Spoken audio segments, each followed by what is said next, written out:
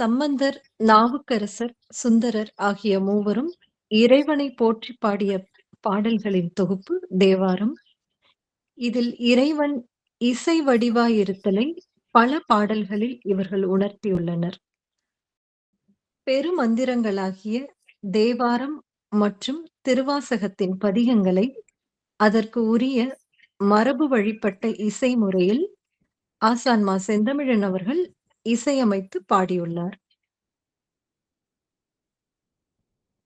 இந்த பாடல்களை சரியான உச்சரிப்புடனும் பாடல்களின் பொருளை புரிந்து கொண்டு அதற்குரிய மரபு இசை முறையில் கற்பிக்க வேண்டும் என்பதே ஆசானின் விருப்பம். தமிழோடு இசைப்பாடல் மறந்தறியேன் என்ற நாவுக்கரசரின் வரிகளை மெய்ப்பிக்கும் வகையில் ஏறத்தாழ 10 நபர்களுக்கு சில பதிகங்களை அதனோடு பொருந்திய இசை குறிப்புகளுடன் ஆசான் பயிற்றுவித்தார். பாடல் பயிற்சி நிலைவனத்திலும் அதனைத் தொடர்ந்து பயிற்சியும் பதிவும் திருவெண்காட்டிலும் நடைபெற்றது. நிலைவனத்தில் பாடல் பயிற்சியின் போது திரு சபரிராம் அவர்கள் அதற்கான சூழலை அமைத்து தந்தார். திருவெண்காட்டில் நடந்த பயிற்சியின் போது திரு காசிராமன் அவர்கள் ஒத்துழைப்பாக இருந்து உணவு, இருப்பிடம், பாடல் பதிவிற்கு தேவைப்படும் இசைக்கருவிகள் இதையெல்லாம் பட்டினத்தார் பயிலகத்திற்கு வரவழைத்து கொடுத்தார். பதிவன்றும் காலை முதல் இரவு வரை அதற்கு தேவையான அனைத்து உதவிகளையும் செய்தார். பெரிதாக எந்த பயிற்சியும் இல்லாமல் மெய்யன், நிகரன், இறையன் போன்ற இளையோர்கள் இசை கருவிகளை சிறப்பாக கையாண்ட விதம் ரொம்ப வியப்பாக இருந்தது. மாதவன் அண்ணா, ரிச்சர்ட், மருதாச்சலம், ஆதிரை, அப்பு மற்றும் அவர்களது குடும்பத்தினர் இவர்களது பணியும் குறிப்பிடத்தக்க ஒன்று. பாடல்களின் பதிவு முடிந்த நிலையில் அது செம்மை இசையில் வெளிவர உள்ளது. இது குறித்து விரிவாக நாம் ஆசானுடன் உரையாடலாம். வணக்கங்க. வணக்கம் சீர்செல்வி. தேவார பாடல்களை பன்முறையில இசையமைத்து பாடியிருக்கீங்க, பயிற்சியும் கொடுத்திருக்கீங்க. அந்த சங்க இலக்கிய பாடல்களாகட்டும், தேவார திருவாசக பாடல்கள் எல்லாமே அந்த சுதி தாள குறியீடுகளுடன் அந்த இசை முறைப்படிதான் இயற்றப்பட்டவைன்னு சொல்லியிருக்கீங்க. உங்ககிட்ட பயிற்சி எடுத்துக்கிட்ட வகையில எனக்கு ரொம்ப வியப்பா இருக்கிறது என்னன்னா, ஒரு பாடலை நாங்க படிக்கிறதுக்கு எவ்வளோ நேரம் ஆகுமோ, அதே நேரத்துல பன்முறையில நீங்க இசையமைச்சு பாடிடுறீங்க. இது எப்படின்னு இன்னும் எங்க எல்லாருக்கும் ரொம்ப வியப்பா இருக்கு. இந்த பாடல்களுக்கு எந்த அடிப்படையில இசையமைத்து பாடுறீங்கங்கிறத பற்றி சொல்லுங்க. அண்டவியல் கொள்கைகள் எல்லாம் எந்த அடிப்படையில் சொல்கிறோமோ அந்த அடிப்படையில் தான். இறைவனுடைய வழங்கல்கள், அம்மையப்பர் அருள், அது உங்கள் அனைவருக்குமே தெரியும். அது ஒரு பாடல்கள், நமக்கு ஏதாவது ஒரு பாடல் நீங்க யாராவது அனுப்பும் பொழுது அது அந்த பாடலை என்னால் ஒரு வரியாக, அந்த பாடலை ஒரு உரைநடையாக எனக்கு படிக்க வராது. அது எனக்கு வராது. அது பாடல் இசையாக மட்டும்தான் எனக்கு தோன்றும். அது ஏன் எப்படின்றது நமக்கு தெரியல. அது வழங்கப்படுவது. நமக்கு ஒன்றும் இசை பற்றி எல்லாம் ஒரு அறிவும் கிடையாது, பயிற்சி கிடையாது, கல்வி கிடையாது. இறைவன் வழங்குகிறான் என்றுதான் நான் புரிந்து கொள்கிறேன். இதுல கூடுதலாக நம்ம ஒரு செய்தி இதுல என்ன பகிர்ந்து கொள்ளணும்னா, உங்களுக்கு பயிற்சியின் போது சொல்லிக் கொடுத்ததுதான் தமிழ் யாப்பிலக்கணம் என்பது சொற்களை இசையாக கட்டமைத்தல். இந்த சூத்திரம் இறைத்தமிழுக்கே உரித்தானது. அதாவது நீங்க ஒரு பாடல் எழுதுறது வேற, அந்த பாடலுக்கு பண்ணமைத்தல் அல்லது ராகம் அமைத்தல் என்பது வேற. இதுதான் பொதுவான நடைமுறை. யாப்பிலக்கணம் என்பது அப்படிப்பட்டதல்ல. ஒரு ஆசிரியப்பா என்ற யாப்பிலக்கணப்படி ஒரு பாடல் எழுதப்படுகிறதுன்னா, அது பன்முறையில் தான் எழுதப்படுது. அதாவது இசையாகத்தான் அது எழுதப்படுகிறது. இது யாப்பிலக்கணம் என்பதே இசை குறிப்புகளுக்கு உரித்தானதுதான். அது படிப்பதற்கானது மட்டும் அன்று. இத நம்ம ஏற்கனவே சில நிகழ்வுகள் எல்லாம், வகுப்புகள் எல்லாம் சொல்லியிருக்கிறோம். த ஆமா. இல்லையா? தமிழ் கழகம் பாடல்கள், அ குறுந்தொகை, அகநானூறு, புறநானூறு போன்றவை எல்லாமே கழக பாடல்கள் யாவுமே இசை குறிப்புகளாக எழுதப்பட்டவைதான். நம்ம இன்னைக்கு இசை குறிப்புன்னு ஒண்ணு சொல்றாங்க. அது இருக்கு, இன்னைக்கு நடைமுறையில இருக்கு. தமிழ் ஆமா. யாப்பிலக்கணப்படி இயற்றப்பட்ட யாவும் இசை குறிப்புகள் அடங்கியவையே. இது அம் எனக்கு இப்படித்தான் வழிகாட்டல் இருக்கிறது. இறைவனுடைய வழிகாட்டல் இதுதான் எனக்கு. ஆகவே ஒரு யாப்பிலக்கணப்படி எழுதப்பட்ட ஒரு பாடலை படித்தல் என்பது எனக்கு குறைவுதான். அது ஒரு இசையாகத்தான் எனக்கு தெரியுது. ஆ இறைத்தமிழுடைய சிறப்புகள்ல இதுவும் ஒன்று. இங்க இங்க உரைநடை அல்லது பாடல் வேறு, ராகம் வேறு என்பதெல்லாம் இல்லவே இல்ல. இப்ப இன்னொன்று, நம்ம வந்து ராகம்னு சொல்ல மாட்டோம். நம்ம நம்ம வந்து பண்ணுன்னு தான் சொல்லுவோம். நம்ம முறையில ம். வந்து மரபுல வந்து அது பண். ம். சரிங்க. அந்த பண்ணுன்றது என்னன்னா, அ அ ஒரு இப்ப பண் என்ற சொல் பொதுவா எப்படி நம்ம புழக்கத்துல இருக்குன்னு பார்த்துக்கலாம். அதுலேருந்து ஓரளவு புரிஞ்சுக்கலாம். நான் சொல்றது ஒரு துல்லியமான விளக்கம் கிடையாது. ஒரு ஓரளவுக்கான ஒரு விளக்கம்னு வச்சுக்கலாம்.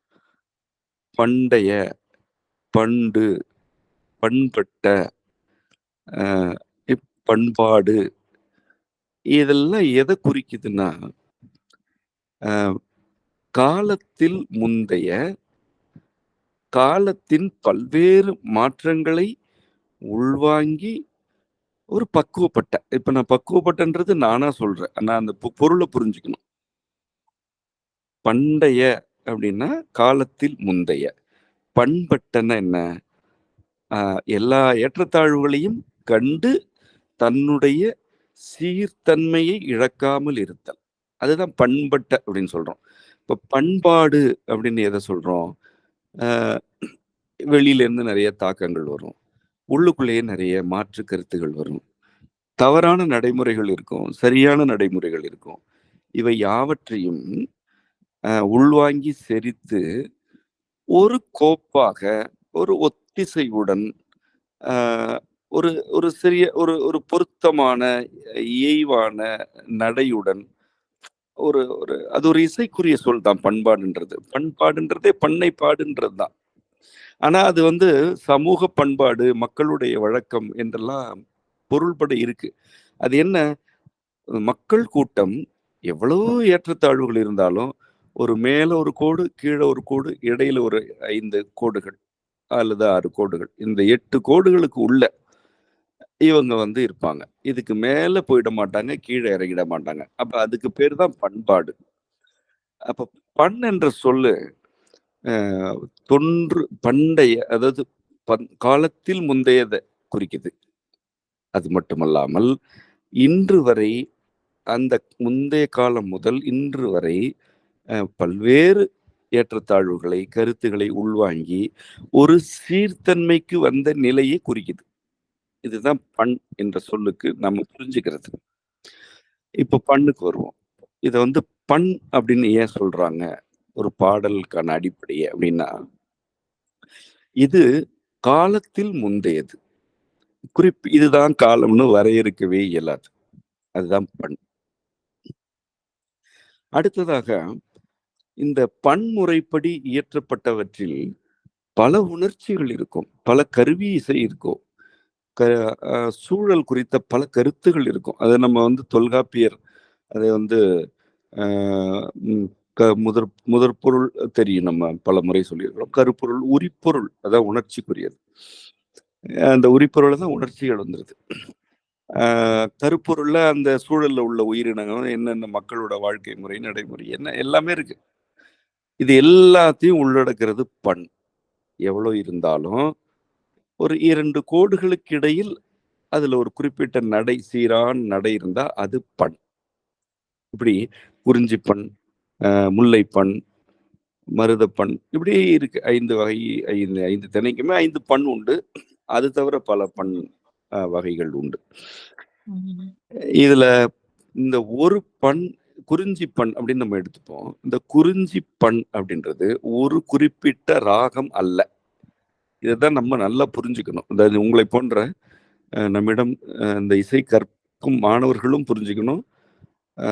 செம்மை கொள்கைகளை பின்பற்றுபவர்கள் என்னுடைய மாணவர்கள், பிற மாணவர்கள், என்னை ஆசானாக ஏற்றுக்கொண்ட மாணவர்களும் கற்றுக்கொள்ள வேண்டிய பாடம் இது. ஒரு பண் என்பது ஒரு ராகம் அல்ல. இன்றைக்கு ராகம் சொல்றது அது சமம் அல்ல. அப்படின்னா பண்ணுன்னா என்னன்னா, ஒரு பண் என்பது பல்வேறு இசை முறைகளை தனக்குள் கொண்டிருக்கிறது. இன்னைக்கு அதை ராகம்னு சொல்றோம். அது ஒன்றும் தவறு இல்லை. மெட்டுன்னு சொல்றது கூட தவறு இல்லை. மெட்டு என்ற சொல்லெல்லாம் ஒரு வளைவை குறிக்கக்கூடிய சொல் தான் அது. அதுக்கு கூட தமிழ மூலம் உண்டு. ஒரு மெட்டு, ஒரு ராகம் என்பவையெல்லாம் ஒரு பண்ணுக்குள் அடங்குவன. ஒரு பண் பல்வேறு மெட்டுகளை அல்லது ராகங்களை தனக்குள் கொண்டிருக்கும். இதற்கு என்ன பொருள்னா, இப்போ ஒரு 10,000 ஆண்டுகளுக்கு முன்பு ஒரு பாடல் இயற்றப்பட்டிருக்கு. அது ஒரு பன்முறையில இயற்றப்பட்டிருக்கு. அவங்க அதை அப்படி கட்டிட்டாங்க. அந்த யாப்பிலக்கணப்படி ஒரு குறிப்பிட்ட பண்ணுல அதை எழுதிட்டாங்க. அப்ப அவங்க எந்த மெட்டுல பாடுனாங்கன்னு யாருக்குமே தெரியாது. நமக்கு தெரியாது. ஆனா அவங்க இது பல ஆயிரம் ஆண்டுகளுக்கு பிறகு பாடப்பட வேண்டும் என்பதற்காக ஒரு பன்முறையில மட்டுமே அதை கட்டுறாங்க. குறிப்பிட்ட மெட்டு அல்லது ராகம் என்று அதை சுருக்கல. இப்போ அவங்க எந்த பன்முறையில ஒரு பாடினாங்களோ அதை நம்ம புரிந்து கொண்டு பாடும்போது பல பல ராகங்கள்ல பாட முடியும். ஒரு பண்ண பல ராகங்கள்ல பாட முடியும். இப்போ ஒரு சான்று சொல்லணும்னா, இப்ப நம்ம பாடணும் இல்லையா? நம்ம மாதர் பிறை கண்ணியானை நம்ம எடுத்துப்போம். அப்பர் தேவாரத்துல மாதர் பிறை கண்ணியானை மலையான் மகளோடும் பாடி போதோடு நீர் சுமந்தேத்தி புகுவார் அவர் பின் புகுவேன். இது ஒரு குறிப்பிட்ட பண்ணுல அவர் பாடி இருக்கிறார். நம்ம எப்படி பாடுறோம்? மாதர் பிறை கண்ணியானை மலையான் மகளோடும் பாடி இது எப்படி பாடுறோம்? இது இப்படிதான் பாடணுமா? எப்படி வேணா பாடலாம். ஆனா இந்த பண்ணை மீறாம நம்ம பாடுறோம். சரி, இது பண் மீறாத பாடல்னு நம்ம எதை வச்சு சொல்றோம்னா, மாதர் இது ஒரு சீர் அதுல இல்லையா? அது எப்படி சீர் பிரிச்சிருக்கிறார்? மாதர் பிறை கன்னி யானை. இந்த சீர் பிரித்தல மீறாம பாடணும் முதல்ல. நம்ம பாட்டு மாதர் பிறை கன்னி யானை அப்படிலாம் பாட முடியாது. ஏன்னா சீரை மீறக்கூடாது ஒண்ணு. ரெண்டாவது மகரத்துக்குன்னு தமிழ் இலக்கணத்துல சில சிறப்புகள் உண்டு. தொல்காப்பிய இலக்கணத்துல இருக்கு.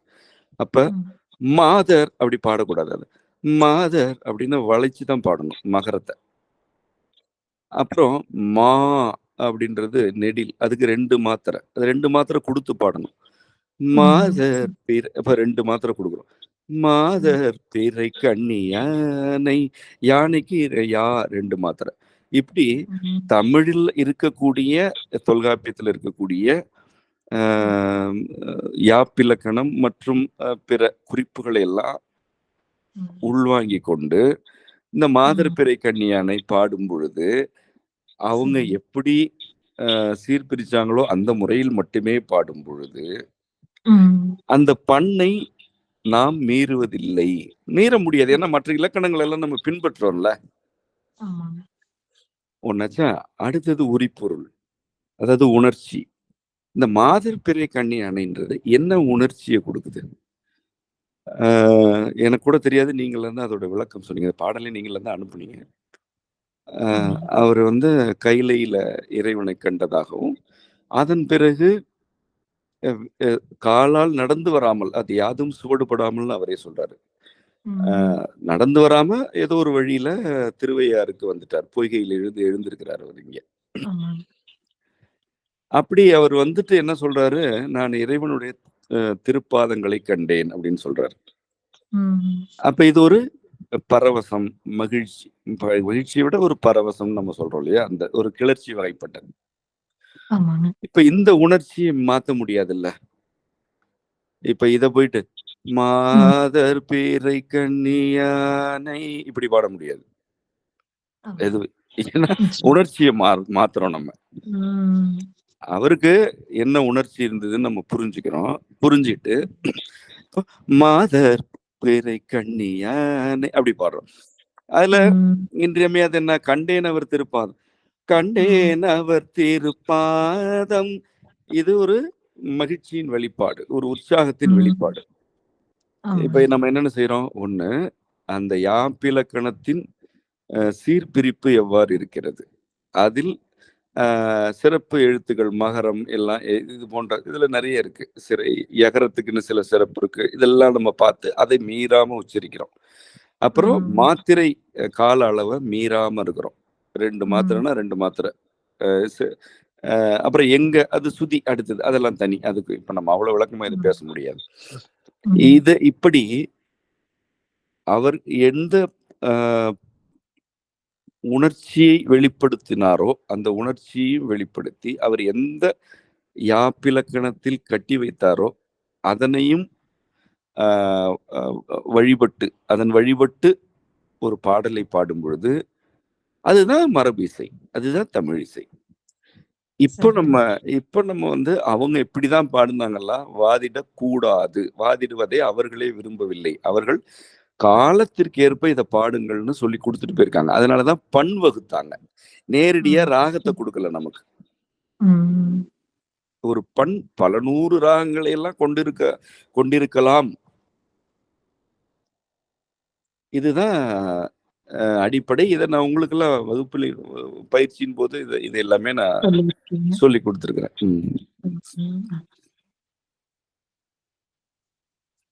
பயிற்சி நடந்த முறை பற்றியும் அதை எப்படி பதிவு பண்ணோங்கிறது பற்றியும் சொல்ல முடியுங்களா? பயிற்சி நடந்த முறை என்னை விட நீங்க எல்லாம் தான் சொல்லணும். உங்களை எல்லாம் எத்தனை மணிக்கு எழுந்திருச்சு பயிற்சி பண்ண சொல்லியிருக்கிறேன்? 5 மணிக்கு எழுந்து பயிற்சி பண்ணணும்னு சொல்லியிருக்கீங்க. 5 மணிக்கு பயிற்சி பண்ண சொன்னேன். ஆமாங்க. அதுக்கு முன்னாடியே எழுந்து எல்லாம் ஒரு குழுவா இருக்கும். ஆமா. நீங்க சொல்லுங்க, பயிற்சி எப்படி நடந்துட்டு இருக்கு? பயிற்சி தினமும் 5 மணிக்கு தொடங்கிறது. அதுக்கு முன்னாடியே நாங்க எல்லாருமே எழுந்துக்கணும். குழுவா ஒரு 10, 15 பேர் இருக்கோம். காலை சரியா 5 மணிக்கு தொடங்கிடுறோம்.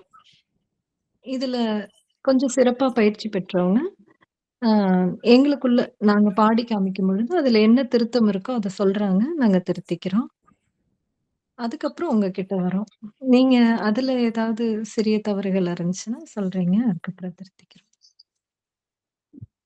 தாளத்தோட பாடும் பொழுது அதுக்கு அந்த பயிற்சியும் கிடைக்குது.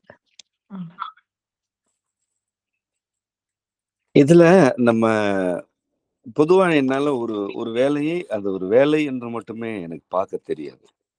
இப்ப இதுல உங்க எல்லாரையுமே 5 மணிக்கு பயிற்சி தொடங்குங்கன்னு சொன்னது ஒரு வேலையாக மட்டுமல்ல, ஒரு வாழ்வியல் அதுல இருக்கு. நம்ம வந்து ஒரு 4 மணிக்கெல்லாம் எழுந்திருச்சுட்டு காலை கடன்கள் எல்லாம் முடிச்சு 5 மணிக்கு இவ்வாறான இசை பயிற்சியில ஈடுபடும் பொழுது மனநிலையில ஒரு மேம்பாடு அமைந்தே தீரும். உடல்நிலை நிச்சயமா மேம்படும். அப்புறம் இந்த வாத சுழற்சி சீரடைஞ்சிட்டே இருக்கும். என்னன்னா இப்ப நம்ம நீங்க வந்து இப்ப பாடும் பொழுது நிறைய தொடக்கத்துல உங்க எல்லாருக்குமே குரல் திறக்கல இல்லையா? குரல் திறந்து பாட மாட்டீங்க. எல்லாரும் கீச்சு கீச்சுன்னு பாடிட்டு இருப்பீங்க. அப்ப நான் குரல் திறக்கல அப்படின்னு சொல்லுவேன். அதுக்கும் சில பயிற்சிகள் கொடுத்திருக்கீங்க. ஆமா. அ பாவம் மாதிரி சொன்னீங்க. ஆமா. அந்த மாரியான குரல் திறப்புக்குரிய பயிற்சிகள் இருக்கும்.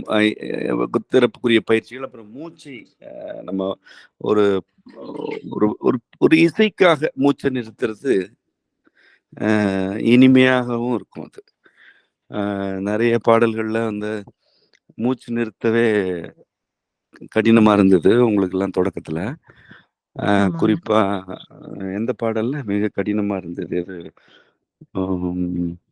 ம். இதிலே கூட கண்டேன் அவர் "அப்பன் திருப்பாதம். அம்மன் நீனே". ம். அப்பன் நீ அம்மை நீ. கண்டேன் அவர் திருப்பாதம் தான் கடினமா ஆமாங்க. இருந்தது. ஆமா. அதெல்லாம் ஒரு பயிற்சிக்கு பிறகு நீங்க மூச்ச நிறுத்துறீங்க. ஒரு நிறுத்தி படிப்படியா வெளியிடுறீங்க இல்லையா? இதெல்லாம் வந்து உடல் நலத்துக்கு எவ்வளோ சிறப்பானது. அ நிச்சயம். இதெல்லாம் எல்லோருக்கும் கிடைக்கணுன்றது தான் எனக்கு விருப்பம். பாடல் நம்ம பாடலன்னா தேவாரம் அழிஞ்சு போயிட போறதில்ல. திருவாசகம் ஒழிஞ்சு சரிங்க. போயிட போறதில்ல. தமிழிசை ஒண்ணும் நம்மால் காப்பாற்றப்படுவதில்ல. அதுதான் நமக்கு ஏதாவது ம். நமக்கு நெறைய குடுக்குது. ஆமாங்க. இதெல்லாம் எதுக்காக நமக்கு வழங்கிட்டு போயிருக்கிறாங்க? நம்முடைய வாழ்வியல் இறைவனோடு ஒன்றியதாக இருக்கணும். ம்.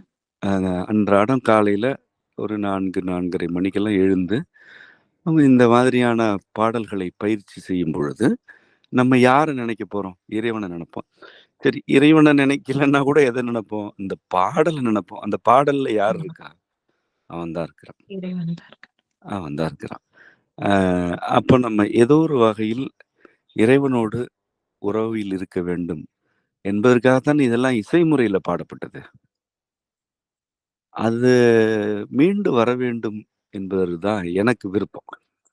அதுக்காகத்தான் நான் உங்கள எல்லாம் நேரமா எழுந்திருச்சு பயிற்சி செய்யுங்க அப்படின்னு சொல்றேன். அது வெறும அதில பாடல் நன்றாக வர வேண்டும் என்ற விருப்பம் இருக்கு. ஆனா, அது எனக்கு அது மீது மட்டுமே நோக்கம் கிடையாது. அது ஒரு பன்மையமான நோக்கங்கள் எனக்கு அதுல இருக்கு. அது சரிங்க. உங்கள் அனைவருடைய இன்னும் உங்கள போல நெறைய பேர் பாடுறதுக்கு வந்தாங்கன்னா, உங்க எல்லாருடைய வாழ்வியல்லயும் அது ஒரு மேம்பாட குடுக்கணும் அப்படின்னு என்னுடைய விருப்பம் இருக்கு. அ அதுதான். பாடல் பதிவு அதனால உங்களுக்கு வந்து எளிமையானதாகவே இருந்தது. அ மிக ம். கடினமாலாம் இல்ல. இந்த ஒரே நாள்ல ஒரு 9 பாடல்கள் பதிவு பண்ணோம். அதுல ஆமாங்க. ஒரு 8 பாடல்கள் கிட்டத்தட்ட நேர்த்தியா ஓரளவு நேர்த்தியா வந்திருக்கு. ரொம்ப முழு நிறைவு என்று சொல்றதுக்கெல்லாம் இல்ல. ஆனா, நேர்த்தி குறைவுன்னு சொல்ல முடியாது. அப்படி ஓரளவுக்கு வந்திருக்கு. அதுவே கூடிய 2 மாதம் தானே பயிற்சியில இருந்தீங்க எல்லாருமே. ஆமாங்க. ஒரு 2 மாதம் காலம் தான் பயிற்சி. நேரடி பயிற்சின்னா, ம். ஒரு முறை ஆதியூர் வந்தீங்க அவ்வளோதான். ஆமாங்க. இல்லையா? ஒரு முறை தான் ஆதியூர்ல நேரடி பயிற்சி வச்சோம். ஆமா. அது ஒரு 1 நாள், 1 1/2 நாள். அதுக்கப்புறம் ம். நேரடியா பதிவுக்கு போயிட்டோம். அப்ப எவ்வளோ குறுகிய ம். காலத்துல இந்த பணிகளுக்கு நமக்கு ஒரு மேம்பாடு கிடைச்சிருக்குன்னா, அது ம். உங்களுடைய அந்த அதிகாலை பயிற்சி தான். அதிகாலை பயிற்சி, அப்புறம் உங்க எல்லாருடைய விருப்பம். அதுதான். ம். இதுல பார்த்தீங்கன்னா, ஒரு சிலருக்கு முதலே இசை பயிற்சி எடுத்திருக்காங்க. இப்ப நாங்க ஒரு சிலர்லாம் இசை பயிற்சி எடுத்துக்கல. இப்ப பயிற்சி அந்த மாரி முறையான இசை பயிற்சி எடுக்காதவங்களும் இதுல இணைஞ்சுக்கலாமா? அந்த மாரி கேட்கிறேன். இப்போ முறையான இசை பயிற்சி எடுத்துக்கொண்டவர்களுக்கு சில சிறப்புகள் இருக்கு. ஆ சில பின்னடைவுகளும் இருக்கு. இப்போ நம்ம குழுவிலேயே நீங்க 4 பேரு. அதுல ஆமா, உங்கள தவிர மீதி 3 பேருக்குமே ஓரளவுக்கு அறிமுகம் உண்டு. ஆனா அவங்க என்ன ஆமா. சொன்னாங்க? 3 பேருமே என்ன சொன்னாங்கன்னு உங்களுக்கு தெரியும். நாங்க ஏற்கனவே எங்களுக்கு சொல்லிக் குடுத்த இசை ம். முறையில இதெல்லாம் இல்ல. ஆமாங்க. இப்ப நீங்க சொல்றது எதுவுமே அதுல இல்ல. ஆனா ம். இது எளிமையாகவும், இனிமையாவும் இருக்கு பாடுறதுக்கு. ஆனா ம். நாங்க அத கத்துக்கிட்டதுனால இதுக்கு வர்றது கடினமா இருக்குன்னு தான் சொன்னாங்க. ம். அப்ப நீங்க சரிங்க. வந்து கத்துக்கல. அதனால அது அதான். என்னன்னு தெரியாம ம். அவங்க பட்ட பாடு இல்லாம கத்துக்கிறீங்க. ஆமாங்க. அவங்களுடைய சிறப்பு என்னன்னா, அவங்க வந்து எளிதாக குரல் திறப்பு அவங்களுக்கு நடந்துருச்சு. ஏன்னா, அந்த பயிற்சி குடுத்துருக்காங்க அவங்க ஏற்கனவே கத்துக் குடுத்தவங்க. ஏற்ற இறக்கங்கள் எல்லாம் கற்றுக் கொடுத்துருக்காங்க. அதில் நிச்சயமாக இன்னைக்கு உள்ள இசை ஆசிரியர்கள் யாராக இருந்தாலும் அவங்க எந்த மரபு சேர்ந்தவங்களா இருந்தாலும் அதெல்லாம் சொல்லி கொடுத்துருவாங்க. அந்த இலக்கணங்கள் நமக்கு வேற, மற்றவர்களுக்கு வேறையா இருக்கு. அப்போ அவங்க வந்து குரல் வளம் அவர்களிடம் இருந்தது. உங்களை உங்களை பொறுத்த வரைக்கும் புதியவர்ன்றதுனால அந்த குரல் வளம் மேம்படுவதற்கு ஒரு காலமானுச்சு. ஆனா கற்றல் உங்ககிட்ட இல்ல. அதனால நீங்க நான் சொல்றத கொஞ்சம் எளிமையா புரிஞ்சுக்கிறீங்க. அவங்க அது ஒரு அகற்றிட்டு வர வேண்டியிருக்கு. கற்றத அகற்றிட்டு வர வேண்டியிருக்கு. இப்ப இதுலேருந்து நம்ம என்ன சொல்ல வர்றோம்னா, ஏற்கனவே இசை பயிற்சி தேவை அப்படின்றதையும் நினைச்சுக்க வேண்டியதில்ல. சரிங்க. இருந்தாலும் அத நம்ம வழக்கம் போல தான் உங்களுக்கு என்ன தெரியுமோ அத விட்டுட்டு வாங்கன்னு தான் எல்லா துறைகள்லயும் நம்ம என்ன சொல்றோம்? உங்களுக்கு ஏற்கனவே என்ன தெரியுமோ அத அப்படியே வாசல்ல வச்சுட்டு வாங்க அத அப்படின்னு சொல்றோம். ஏன்னா எனக்கு தெரியாது. நீங்க என்ன கத்துக்கிட்டீங்களோ அது எனக்கு தெரியாது. அது போல தான். அதெல்லாம் ஒண்ணும் தேவையில்ல. இசை பாட வராத, தெரியாத உடல்னு ஒண்ணு கிடையாது. உடலே வந்து இசை தான். அது ஒரு அண்டத்திலிருந்து ஆக்கை பிறக்கும் முறையே ஓசை இசையாதல் தான். அது அது ஒரு தனி அது ஒரு தனி கொள்கையாகவே கூறப்பட வேண்டியது. அதனால இசை என்பது யாரும் கத்துக் குடுத்து தான் வரணுன்றதெல்லாம் கிடையாது. அத முறைப்படுத்துறதுக்கு சில வழக்காறுகள் தேவைப்படுது, இலக்கணங்கள் தேவைப்படுது. அவ்வளோதான். அதெல்லாம் ஒண்ணும் தயக்கம்லாம் தேவையில்ல. சரி. பாடல் பதிவப்ப மெய்யன், நிகரன் போன்ற இளையோர்கள வச்சு எளிமையா பதிவு பண்ணிட்டோம். இசை குறிப்புகள நீங்க சொன்ன உடனே அத சரியா புரிஞ்சுகிட்டு, அவங்க வேலைய ரொம்ப சிறப்பா செஞ்சாங்க. இவங்கள பற்றி நீங்க என்ன சொல்ல வரீங்க? அதுலயுமே நம்ம கற்காதவர்கள் தானே அத உடனே செஞ்சாங்க. ஏற்கனவே சில வழக்கங்களுக்குள்ள இருக்கிறவங்களுக்கு கடினமா தான் இருந்தது நம்ம சொல்றது. நம்ம அ தெரியாம சொல்றோம்னு கூட அவங்க நெனச்சிருக்கலாம். அல்லது சொல்றது புரியாமவும் அவங்களுக்கு இருந்தது. ஆனா எதுவுமே தெரியாதவங்க அத உடனே செய்றாங்க. எல்லாத்துலயுமே வந்து சீர். வந்து நம்ம காலி குடமாகவே இருக்கணும். அப்பதான் இறைவன் எதையாவது நிரப்புவான். நிரம்பிடுச்சுன்னா என்ன பொறுத்தவரைக்கும் கீழ ஊத்திருவேன். இல்லன்னா நானே குதிச்சு ஓட்ட போட்டுக்குவேன். ஏன்னா இங்க இங்க நம்ம என்ன கத்துக்கிறோமோ, இது நம்மட்ட நிறைஞ்சு இருக்கவே கூடாது. நம்ம எப்பவுமே காலி ஆயிடணும். மீண்டும் காத்திருக்கணும். இறைவன் தான் நிரப்பணும். எல்லா துறைகளிலும் சரி, வாழ்க்கையிலயும் சரி, சும்மா இது இவ்வளதான். இங்க தெரிஞ்சுக்கிட்டோமே, இது இவ்வளதான். இங்க இவ்வளதான் இருக்கு. என்ற எண்ணம் வந்துச்சுன்னா, அப்புறம் இறைவன்ட்டேருந்து விலகுறோம். நம்ம இளையோர்கள்லாம் அவங்க இவ்வளோ ஆழமா புரிஞ்சுகிட்டு இத கடைபிடிக்கிறாங்கன்னு சொல்ல முடியாது. ஆனா நம்ம என்ன சொல்லிக் குடுத்துருக்குறோம் இளையோருக்கு? நிகரன். தாளமெல்லாம் ரொம்ப சீக்கிரமா புடிச்சுக்கிட்டாங்க. ஆமா. இப்போ நிகரன் அவனுக்கு என்ன இசை அவனுக்கு விருப்பமோ, அதன்படி நீ என்னமோ செய் அப்படின்னு தான் சிறு வயதிலேருந்தே சொன்னேன். நான் இதுவரைக்கும் அவனுக்கு சொல்லி தந்ததில்ல. இன்னும் சொல்லப்போனா நான் சொல்றத அவன் அப்படியே கேட்க வாய்ப்பும் குறைவு. கேட்க மாட்டான்னு இல்ல. கேட்கணுன்ற எதிர்பார்ப்பு எனக்கு இல்ல. கேட்கணுன்ற கட்டாயம் நிகரனுக்கும் இல்ல. அவன் எந்த வகையில இசைய கத்துக்கணும்னு நினைக்கிறானோ, அந்த வகையில போகட்டும்னு தான் நம்ம முழு மனதோட இருக்கிறோம். மெய்யன் நம்ம ஒரு சரவணன் மணிமேகலையோட மகன். அவன்ட்டலாம் நான் இசைய பத்தி பேசினது கூட இல்ல. அவன் தனியா என்னென்னவோ செஞ்சுட்டு, கிட்டார்லாம் கத்துட்டு, கீபோர்ட் கத்துட்டு, அவன் தனியா பண்ணிட்டு இருந்தான். இந்த பசங்கலாம் ஒண்ணா சேர்ந்து பாடல்லாம் பதிவு பண்ணிட்டு இருந்தாங்க. இப்ப ஆனா வந்த உடனே இந்த இப்ப பசங்க என்ன செய்றாங்க? நான் என்ன சொல்றேனோ, அத புரிஞ்சுகிட்டு செஞ்சு குடுத்துட்டாங்க. இது வந்து எப்படி இருக்கு பாருங்களேன்! எவ்வளோ அழகா இருக்கு பாருங்களேன்! ஒரு அகந்தை கிடையாது. முன்முடிவு இல்ல. நம்ம கத்துக்கிட்டோம் அப்படின்ற ஒரு செருக்கு கிடையாது. இப்ப நம்ம குழுவே பார்த்தீங்களா? உங்களை போன்ற நீங்க 4 பேர் பாடுனீங்க. 4 பேரும் குடும்பங்களுக்குள்ள இருக்கக்கூடிய பெண்கள். ஆமாங்க. அன்றாட பணிவிடைகள், அ வே வீட்டு பணிகள், இதையெல்லாம் செஞ்சுக்கிட்டு கூடுதலா செம்மை பணிகளையும் செஞ்சுட்டு, அதுபோக இதுலயும் ஈடுபடுறீங்க. அ இப்போ மகேஸ்வரிய பொறுத்தவரைக்கும், அவங்க ஒரு மருத்துவராவும் இருந்துட்டு, அந்த ஆமாங்க. பணிகள் ரொம்ப நெருக்கடியான பணி. அது அரசு ம். மருத்துவருங்கும்போது கூடுதல் நெருக்கடி. ம். அதனூடாக அவங்க வந்து இந்த பயிற்சிக்கு வந்து பாடுறாங்க. இப்படி ஒவ்வொருத்தரா ஆமா. இலக்கியாவும் நமக்கு தெரியும். குழந்தை 2 குழந்தைகள கையில வச்சுக்கிட்டு, மரபு பள்ளி ஆசிரியர். ஆமா. மரபு பள்ளியில ஆசிரியராவும் இருந்துகிட்டு, அவங்க வந்து பாடுறாங்க. சுடரி அப்படிதான். சுடரியும் ஒரு குடும்பத்துக்குள்ள இருக்கக்கூடிய ஒரு பெண் தான். ஆனா, அங்க உள்ள பணிகள் எல்லாம் செஞ்சுட்டு, இதுல ஈடுபடுறாங்க. இப்ப இது எவ்வளோ சரி. அழகா இருக்கு. இப்ப ம். நமக்கு பாடல் பதிவுல இல்லன்னா கூட, சாரெல்லாம் வந்து ஒரு எந்த விதமான இசை தொடர்பும் இல்லாதது ஒரு ஆர்வத்துல வந்து பயிற்சிக்கு வர்றாங்க. இப்ப ம். மற்ற பயிற்சிக்கு வர எல்லாரையுமே சொல்லலாம். அ ம். ஒவ்வொரு தடவ நம்ம பேர் சொல்லிட்டு இருக்கணும். ஆனா இந்த பொழில், 5 தேன்மொழி. ஆமா. ம். இந்த 5 பேர் வந்து ம். பாடல் பதிவு வரை வந்ததுனால நான் இவங்கள குறிப்பிடுறேன். இன்னும் நெறைய பேர் இருக்கிறாங்க. இது என்னன்னா, இந்த செருக்கு இல்லா தன்மை தான் வந்து இறைவன நோக்கி அழைத்து செல்லும். அங்க போனதுக்கு அப்புறமும் செருக்கு வரலன்னா, நமக்கு அங்கேயே இடம் கிடைக்கும். நம்ம சரி. கத்துக்கிட்டோம் அப்படின்னு எப்ப நெனைக்கிறோமோ, அப்ப வந்து ஏன்னா அவன் விரிவடைஞ்சுட்டே போறவன். அவன் இயக்கம் அவன். நீங்க ஒரு இயங்கிக் கொண்டே இருக்கும் ஒன்றுகிட்ட தேங்க முடியாது. அதுக்கு ஒரு குறிப்பிட்ட ஓகே. மையமே கிடையாது. ம். இறைவனுக்கு குறிப்பிட்ட மையம் கிடையாது. அவனுக்கு எல்லாமே மையம் தான்.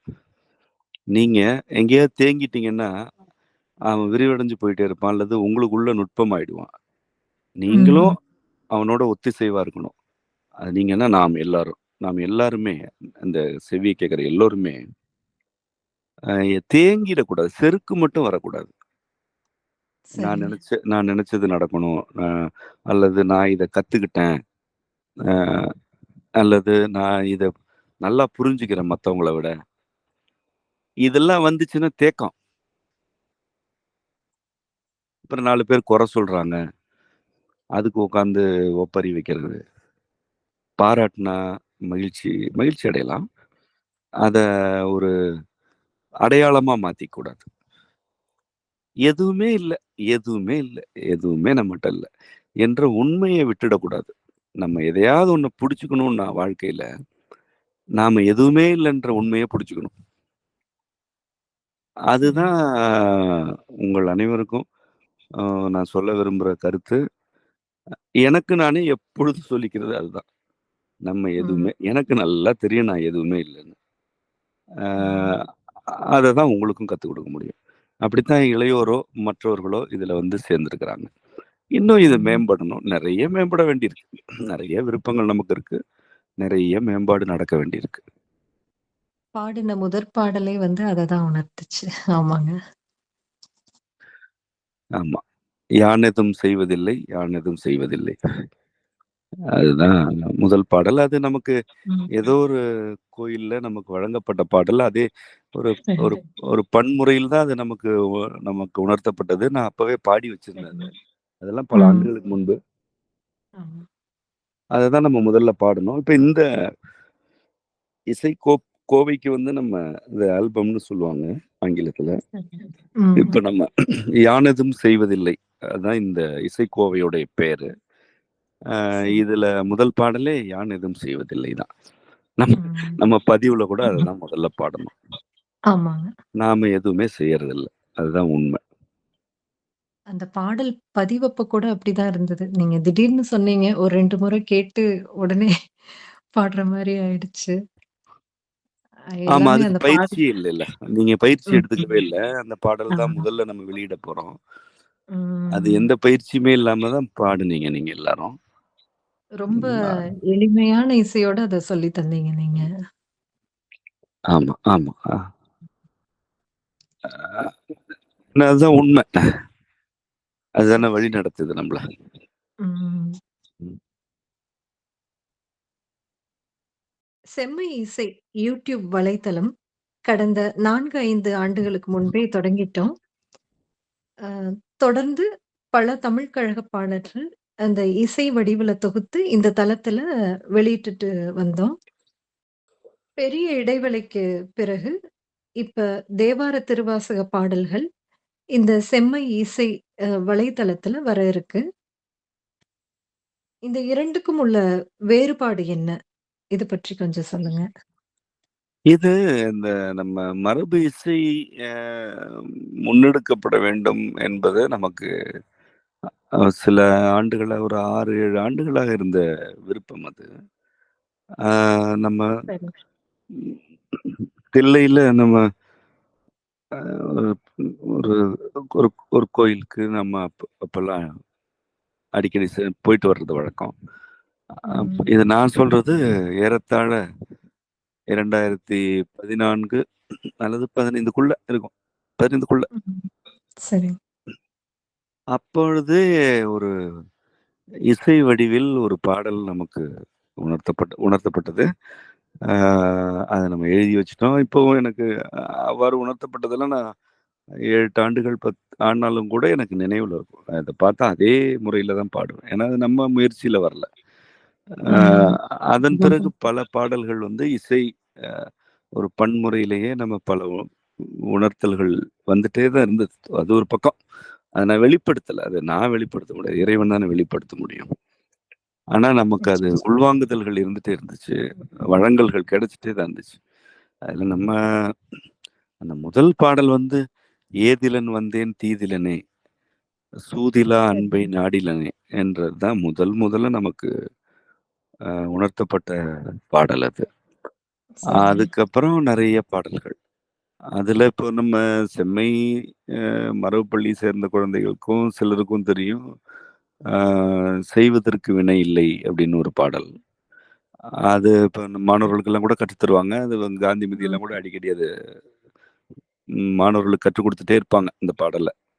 ம். ஆமா. அதுவுமே ஒரு பன்முறையில் வழங்கப்பட்டது தான். அது நம்முடைய எம்பெருமான் ஈசானர் சந்நிதியில நமக்கு வழங்கப்பட்ட பாடல்களில் அதுவும் ஒன்று. இப்படி ஒரு 9 ஆண்டுகள் ஏறத்தாழ அ அல்லது 10 ஆண்டுகள் கூட சொல்லலாம். ஆண்டுகளாக இசை அ மீதான இல்ல இசை வழிப்பட்ட உணர்த்தல்களும் நமக்கு இருந்தது. அதெல்லாம் நம்ம வெளியில பேசினதில்ல. பேசுறதுக்கெல்லாம் நமக்குன்னு எந்த தகுதியுமே இல்ல. அது இறைவனாக எப்படி ஒரு அண்டக் கொள்கை நூல் வழியாக, வகுப்புகள் வழியாக வெளிப்படுத்துகிறானோ, அப்படி இறைவன் வெளிப்படுத்த வேண்டும் என்பதுதான் நம்முடைய நிலை. அதுதான் உண்மை. அதனால அது அப்படியே இருந்தது. அதற்கு நான் விருப்பத்தோட இருந்தேன் ஆனா. எனக்கு அவ்வளோ விருப்பம் உண்டு அதுல. ஆனாலும் அத பேசுற அளவுக்கெல்லாம் நமக்கு ஒண்ணும் அதுல நம்ம அறிவு அதுல ஒண்ணுமே கிடையாது. அப்ப இந்த சரி, சரி. ஊரடங்கின் போது, பொது முடக்கத்தின் போது, எல்லாரும் ஒரே இடத்துல இருந்ததுனால, குறிப்பா அவங்க சுடரி எல்லாமே கூட அப்ப நல்லாள்னு ஒரு பெண் பாடுறவங்க இருந்தாங்க.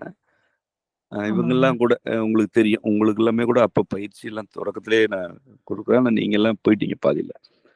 அப்ப ம். ஆமா. நல்லாள்லாம் வந்து நல்லாள், சுடரி எல்லாம் கொஞ்சம் ஆர்வமா இருந்தாங்க அப்போ.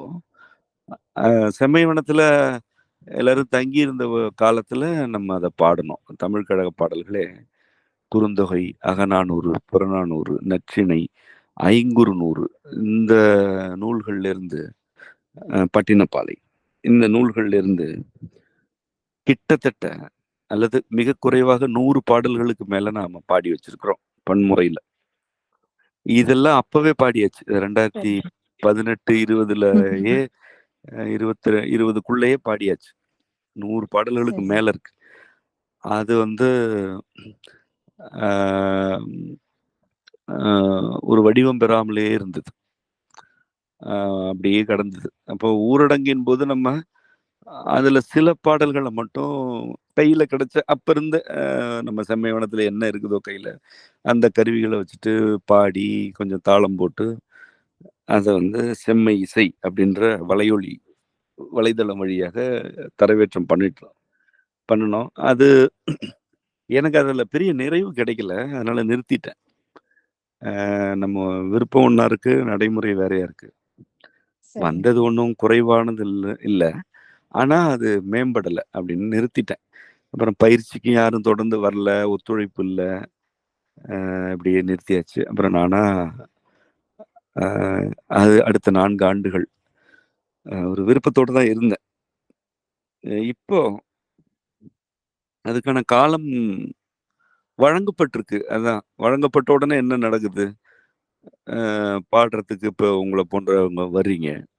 பயிற்சி எடுங்கன்னு சொன்னா எடுக்குறீங்க. ஒரு இடத்துக்கு பயிற்சிக்கு வாங்கன்னு சொன்னா வர்றீங்க.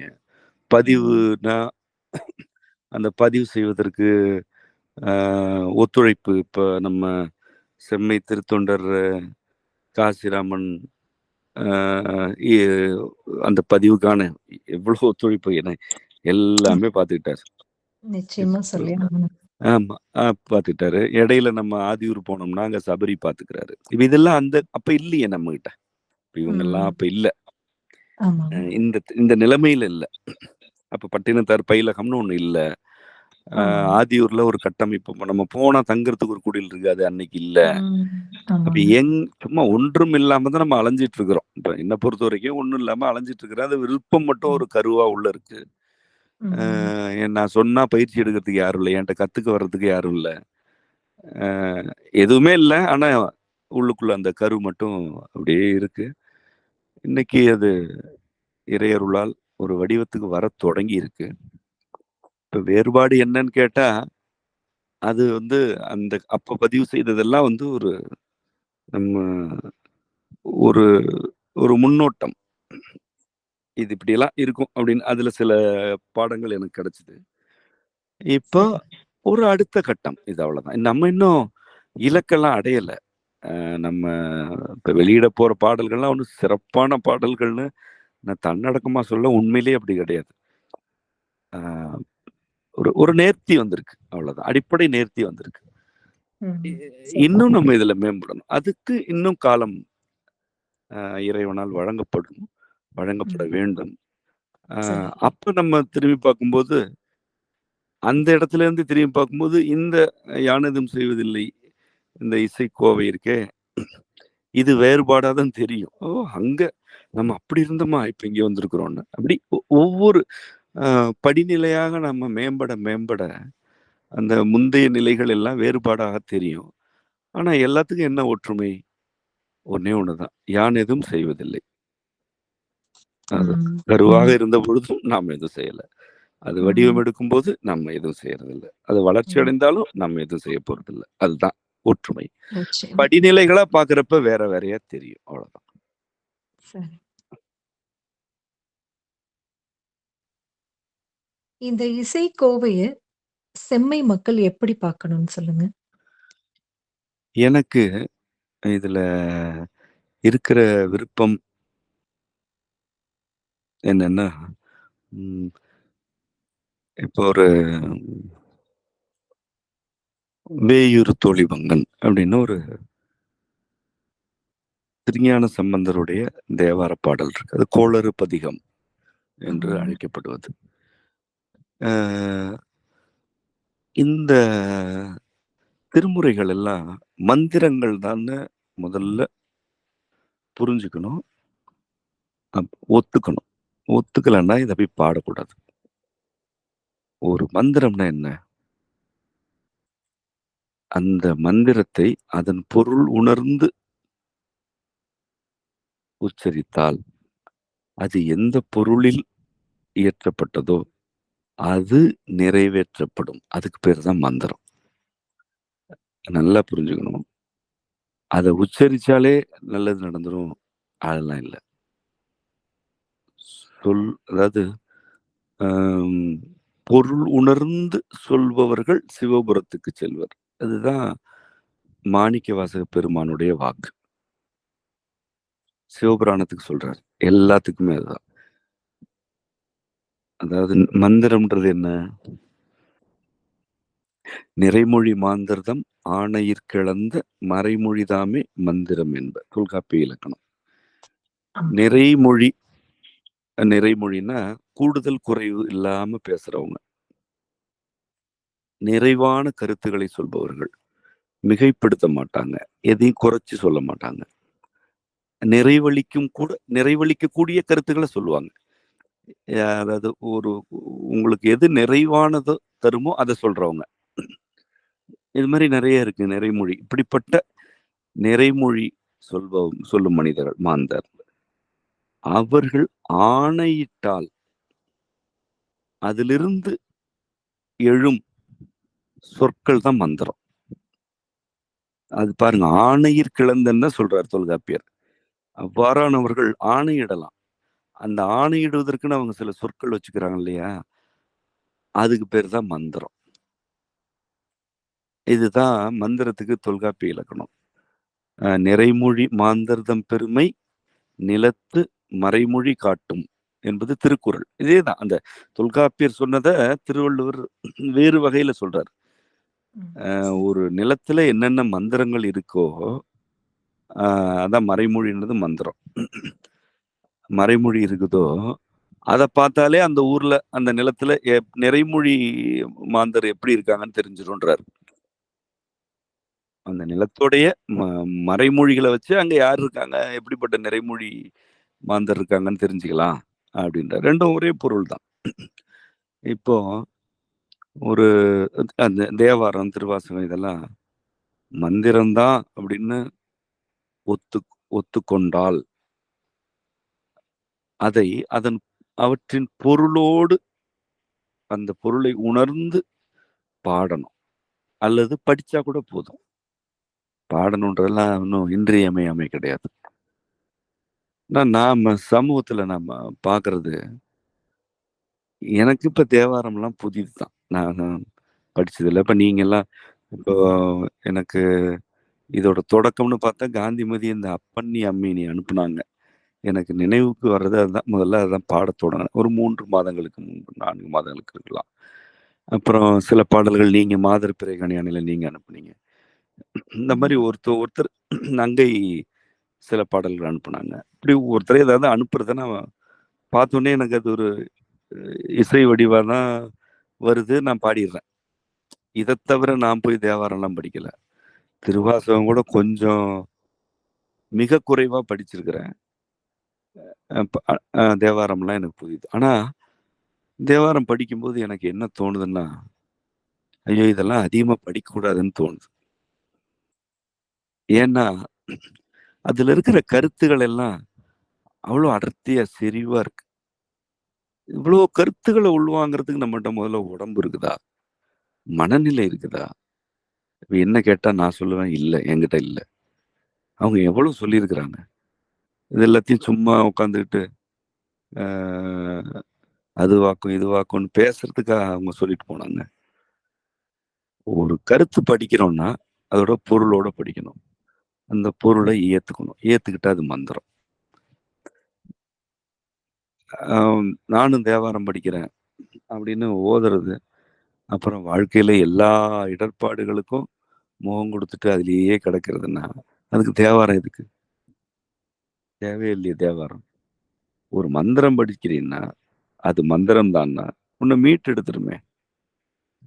நீ மீட்பே அடையாம, சும்மா காலையில உட்காந்து எதையாவது தேவாரத்த படிக்கிறது, திருவாசகத்த படிக்கிறதுன்னா, என்ன மாற்றம் நடந்துச்சு உனக்குள்ள?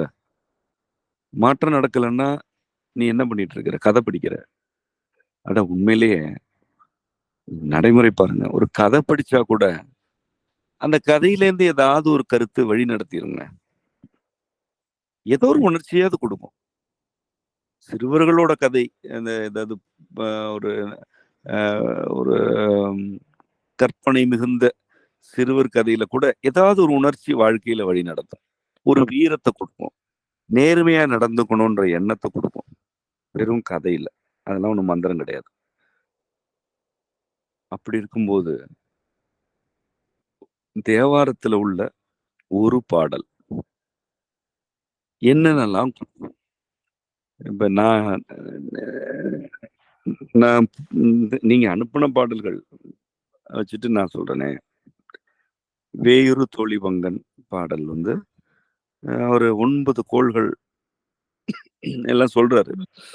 சொல்லிட்டு இந்த கோள்கள் எல்லாம் அவையெல்லாம் நல்ல அதெல்லாம் நல்லது தான்ப்பா செய்யும். யாருக்கு? அதான் கீழ சொல்றாரு. "அடியார் அவர்க்கு மிகவே." அடியார்களுக்கு. மிகவேன்னா என்ன? மிக மிக நல்லது செய்யும். ஞாயிறு திங்கள் செவ்வாய் புதன் வியாழன் வெள்ளி சனி பாம்பிரண்டும் உடனே அவை நல்ல நல்ல ஆசரு நல்ல நல்ல அவை நல்ல நல்ல அடியார் அவருக்கு மிகவேன்னா என்ன பொருள்? இந்த எல்லா கோள்களும் நீ இறைவனுக்கு அடியாராக இருந்தால் மிக நன்மை செய்வன அப்படின்னு சொல்லிட்டார். இது கதையா? இது மந்திரமா? என்னை பொறுத்த வரைக்கும் இது மந்திரம். ஏன்னா தேவாரம் பாடினவர் யாரு? திருஞான சம்பந்தர் பாடி இருக்கிறாரு. ஒரு 1400 ஆண்டுகளா அந்த மண்ணுல அது இருக்கு. இறைவனுடைய ஒரு மிக நெருங்கிய உறவு நிலையில இருந்தவர். அவர் குழந்தைன்னு சொல்றாங்க. குழந்தை மட்டும் கிடையாது. அவரோட பாடல்கள் வழியாவே அவர் தோழனாலாம் தன்னை இறைவனுக்கு சொல்லியிருக்கிறாரு. அதெல்லாம் நம்ம அப்புறம் பேசுவோம். அது வெறும் குழந்தை இல்ல அது. அவ்வளோ நெருங்கிய உறவுல இருந்த ஒருத்தர். இந்த கோள்கள் எல்லாம் அடியார்களுக்கு நன்மை தான் தரும், மிக நன்மை தரும்னு சொல்லிட்டார்ல. இந்த ஒண்ண பாடிட்டு இந்த வீட்ல இருக்கக்கூடிய ஜாதகத்தெல்லாம் தூக்கி போட்டா என்ன? உண்மையா இருந்தா செய்யணும்ல. அப்புறம் எதுக்கு அத படிக்கிறீங்க? அப்புறம் எதுக்கு நாள் பாக்குறீங்க, கோள் பாக்குறீங்க? அது மந்திரம் தான் நீங்க ஒத்துக்கிட்டீங்கன்னா, பொருள் உணர்ந்து இத நீங்க பாடிட்டு, உங்களுக்கு உங்களுடைய பிறப்பியத்தின் மீது, கோள்களுடைய தாக்கங்கள் மீது என்னென்ன அச்சம் இருக்கோ, எல்லாத்தையும் அறுத்து தூக்கி போடலாம்ல. அப்படி செஞ்சிருந்தா, நாடு இன்னைக்கு இப்படி இருக்குமா? அவர் எங்க பாடுறார்? அவர் வாழ்ந்த பகுதி சீர்காழி. ஆனா, அந்த சீர்காழிய சுத்தி தான் 9 கோள்களுக்கும் பரிகார தலங்கள்னு இன்னைக்கு கொண்டு வந்துட்டானுங்க. இதுக்கு ஏன் உனக்கு திருஞான சம்பந்தருடைய தேவாரம்? நீ எதுக்கு கோளறு பதிகம் படிக்கிற? நீ இதுவும் படிச்சுக்குவ. சனிக்கு போய் ஒரு கோயிலுக்கு போவ. இப்ப திருவெண்காடே என்ன பண்றான்? புதனுக்கு ஏதோ அங்க எழுதி புதன் போட்டிருக்காங்க. ஸ்தலம் தான் போட்டிருக்காங்க. இது திருவெண்காடன் போட்டிருக்கு. இதெல்லாம் எப்படி இறைவன்ட்டேருந்து விலகி போயிட்டாங்க பார்த்தீங்களா? மக்கள் ஏன் துயரத்துல இருக்கிறாங்க? உங்கள மீட்டெடுக்கிறதுக்கு தானே இவங்கலாம் வந்தாங்க. அவங்கலாம் வந்து என்ன சொன்னாங்க? என்னென்னவோ சொன்னாங்க. "நாமார்க்கும் குடியெல்லாம் நமனை அஞ்சோம்." இறைவனுடைய அடியாராக இருக்கிறவங்க, யமன கண்டு பயப்பட மாட்டோம். சொல்ட்டாரா? அது மந்திரம் தானே. அவரு 4 முறை மரண தண்டனைக்கு ஆட்படுத்தப்பட்டு 4 முறையுமே அவரை மரணம் தழுவல. மரண தண்டனை குடுத்தவன் கடைசியில இவருடைய அடி விழுந்தான். பேரரசனே இவர் வழிக்கு வந்துட்டான். அப்ப அவரு சொல்றது மந்திரம் தானே. அதான் ஆணையிடுறது. நிறைமொழி மாந்தர் அவரு அப்பர். அவர் ஆணைக்கு ஏற்ப பேரரசனே விழுந்துட்டான் கீழ. இது வரலாறு. இதுதான் நடந்துச்சு. சமணத்த நிலைநாட்ட துடித்த அந்த மகேந்திரவர்மன், இவருடைய ஆணைக்கு கட்டுப்பட்டு நம்முடைய இறைநெறிய தழுவுனான். அது வரலாறு தானே. இது ஒண்ணும் கதை இல்லையே. ஆமாங்க. அதே மகேந்திரவர்ம பல்லவனுடைய மத்த விலாச பிரகசனம்னு அவன் எழுதின நாடகம் இருக்கு. அந்த நாடகத்துல நம்முடைய இறையடியார்கள எவ்வளோ கொச்சையா எழுதியிருப்பான்னு படிச்சு பார்த்தா தெரியும். அவ்வளோ கொச்சையா எழுதியிருப்பான். எல்லாம் வந்து மது அருந்திட்டு மண்டை ஓட்டுல கறிசோறு வாங்கி தின்னுட்டு கணவனும் மனைவியும் தெருவுல ஒருத்தர் காரி துப்பிட்டு சண்டை போடுற மாரி ஒரு நாடகம். இவங்க யாரு? இறையடியார்கள அவன் அப்படி சித்தரிக்கிறான் அந்த நாடகத்துல. மத்த விலாச பிரகசனம்ன்ற நாடகத்துல. அப்படி ஒரு நாடகம் எழுதினவன் தான் மகேந்திரவர்ம பல்லவன். அவன் என்ன ஆனான்?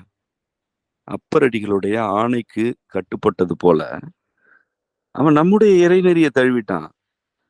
அவர் சொல்றாரு, "யாமார்க்கும் குடியெல்லும் நமனை அஞ்சோம். நரகத்தில் இடர்ப்படோம் நடலை இல்லோம்." அப்படின்னு சொல்றாரு. இப்ப இது மந்திரம் தானே. இப்ப இத நீங்க பொருள் உணர்ந்து ஒரு முறை படிச்சுட்டீங்கன்னா, அப்புறம் நீங்க யார கண்டு பயப்படணும்? நீங்க எதற்கு அஞ்சணும்? கோளறு பதிகம் அப்படின்னு சொல்றாங்க. அவரு என்ன பேர் வச்சாரோ தெரியல. இவங்க வைக்கிற பேர்களுக்கெல்லாம் அவங்கள பொறுப்பாக்க முடியாது. "வேயுறு தோழிவங்கன் விடமுண்ட கண்டன்" அப்படின்னு சொல்றாரு.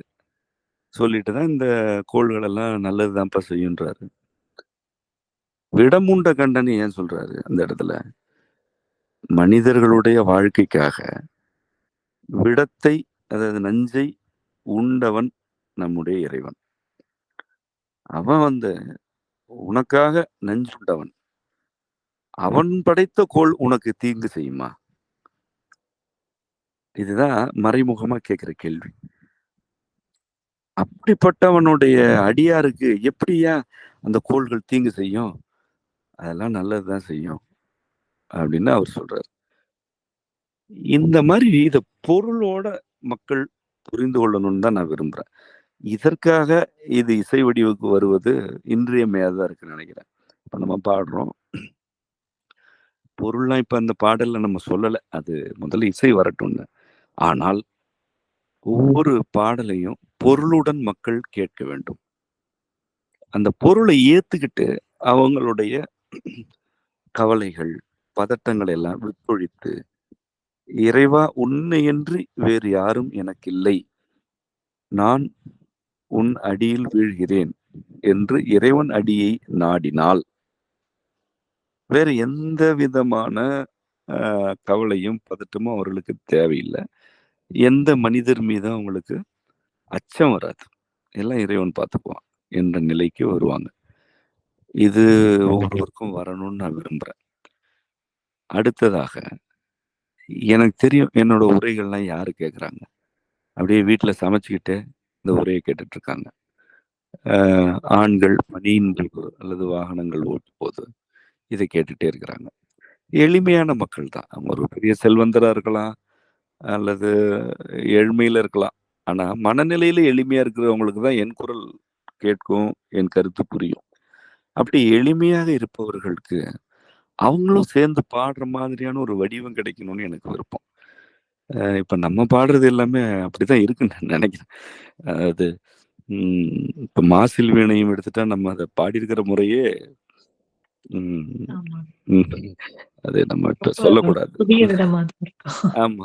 மிக எளிமையான, இனிமையான ஒரு முறையில தான் பாடியிருக்கிறோம். அது மரபு தான். அது ஒண்ணும் இப்ப நவீனம் போன்ல தோற்றமளித்தாலும் அதெல்லாம் மரபு தான். கிட்டார் ம். பயன்படுத்தியிருக்கிறோம். ஆனா அது யாழுக்கு மாற்றா இன்னைக்கு இருக்குது. நம்மட்ட யாழ் இருந்தது. அதுக்கு மாற்றா இன்னைக்கு கிட்டார் இருக்கு. நம்ம யாழ் மீட்டெடுத்த பிறகு யாழ்லயே அதெல்லாம் இசைக்கலாம். வீணை, ம். யாழ்லாம் ஒரு வகையினம் தான். அதெல்லாம் வந்து ஒரு துடி நரம்பு வகையினம் அதெல்லாம். இந்த மீட்டு மீட்டல் வகை இனத்தை சேர்ந்த கருவியில இன்னைக்கு கிட்டாரும் நல்ல எனக்கு ரொம்ப பிடித்த கருவி அது. அதெல்லாம் யாழை ஒத்தது. அ அது அந்த யாழ் மீட்டிக்கிட்டே பாடுறதுக்கு ரொம்ப உகந்தது மாசில் வீணையும். அவரே அதுல வந்து வீணை பத்தி தானே சொல்றாரு. அப்படி நம்ம ஆமா. பாடுறோம். இப்ப மாசில் வீணையும் பாடும் பொழுது, அந்த பாடல கேட்கும்பொழுது எல்லாருமே பாடிட முடியும். அ ம். அது எளிமையா பாடிடலாம். மாதர் பிறை கண்யானை பாடிடலாம். அப்போ கண்ணாய், ஏழுலகும், ஆமா. கருத்தாய், அறுத்தமும் எல்லாம் ரொம்ப இனிமையா பாடிடலாம். எளிமையா ஏன்னா அது ரொம்ப எளிமையா. அது வீட்டு வேலையில வீட்டுல வேலை பார்த்துட்டே இந்த பாடல கேட்கிற பெண்களோ, அல்லது பல்வேறு பணி சுமைகளுக்கு இடையில இந்த பாடல் கேட்கிற ஆண்களோ, மற்றும் சிறுவர்களோ, நமக்கு சிறுவர்களுக்கு நெறைய பேருக்கு நம்ம மேல ஒரு ஈடுபாடு இருக்கு. அவங்க எல்லாமே கூட இத கேட்டாங்கன்னா பாடிறலாம். எப்படி? ஒன்று பொருள் பொதிந்து இருக்கும் இந்த மந்திரங்களை அவற்றின் பொருளோடு புரிந்து கொள்ள வேண்டும், ஏற்றுக்கொள்ள வேண்டும். மக்கள் வாழ்க்கையின் இன்னல்களிலிருந்து விடுபடணும். இது அடிப்படை. 2வது, இந்த இசை வடிவம் எளிய மனநிலை கொண்டவர்களுக்கு உகந்ததா இருக்கணும். இப்படிதான் மக்கள் இதை பார்க்க வேண்டும் அப்படின்னு நான் விரும்புறேன். இதுதான் உங்க கேள்விக்கான விடை. சரி. இந்த யானேதும் செய்வதில்லை. இந்த இசைக்கோவைய எப்படி வெளியிட போறோம்னு சொல்லுங்க? இதுல 8 பாடல்கள் இருக்கு. ஒன்று வந்து நமக்கு உணர்த்தப்பட்டு நாம் இயற்றியது. அதாவது யானதும் செய்வதில்லைன்றது. சரி. மீதமெல்லாம் ஒரு திருவாசக பாடல். "நங்கை மீர் என்னை நோக்குமின்" என்பது திருவாசகம். ம். மீதம் உள்ளவையெல்லாம் தேவார பாடல்கள். அதாவது 6 தேவார பாடல்கள் அதுல இருக்கு. ம். மொத்தம் ம். 8. நம்ம வரும் சரி, சரி. ஞாயிறு, இன்னைக்கு என்ன தேதி? 9ன்னு நெனைக்கிறேன். 11 11ஆம் தேதி காலை 5 மணிக்கு முதல் பாடல் "யானதும் செய்வதில்லை" செம்மை ம். இசை என்ற அந்த வலையொலியில, யூடியூப் வலையொலியில வெளியாகும். ம். சரி. ஒரு நாளைக்கு ஒன்று என்ற வீதம் 8 நாட்களும் காலை 5 மணிக்கு ஒவ்வொரு பாடலாக அதுல வெளியாகும். ம். சரி. இறுதியில நம்ம இது எல்லா பாடல்களையும் ஒரே இசை கோப்பாக அதிலே வெளியிட்டுருவோம். செம்மை இசையிலே வெளியிடுவோம். செம்மை ம். செவி செயலிலேயே இதே போல வெளியிட இருக்கிறோம். 5 மணி ஆ. காலை 5 மணிக்கு அது அதுலயும் வெளியாயிடும். சரி. இதுதான் நம்ம வெளியிடும் முறை. ம். நால்வர் பெருமக்கள் ம். இனிமையான, உள்ளடக்கம் நிறைந்த ஆயிரக்கணக்கான பாடல்கள நீங்க சொன்ன மாரி மந்திரங்கள நமக்கு தந்துட்டு போயிருக்காங்க. தேவாரப்பாக்கள் அனைத்துமே இசைப்பாக்கள் தான். அ இத இத புரிந்து பண்டைய பன்முறைப்படி பாடியிருக்கீங்க. இந்த பாடல்கள் இசை அரங்குகள் மட்டுமின்றி, நாட்டிய அரங்குகள்லயும் இடம்பெற வேணுங்கிறது எங்க எல்லாரோட விருப்பம். மிக்க நன்றிங்க ஆசான். நன்றி சீர்செல்வி. அனைவருக்கும் நன்றி. அனைவருக்கும் அம்மையப்பர் நிறைவதாக.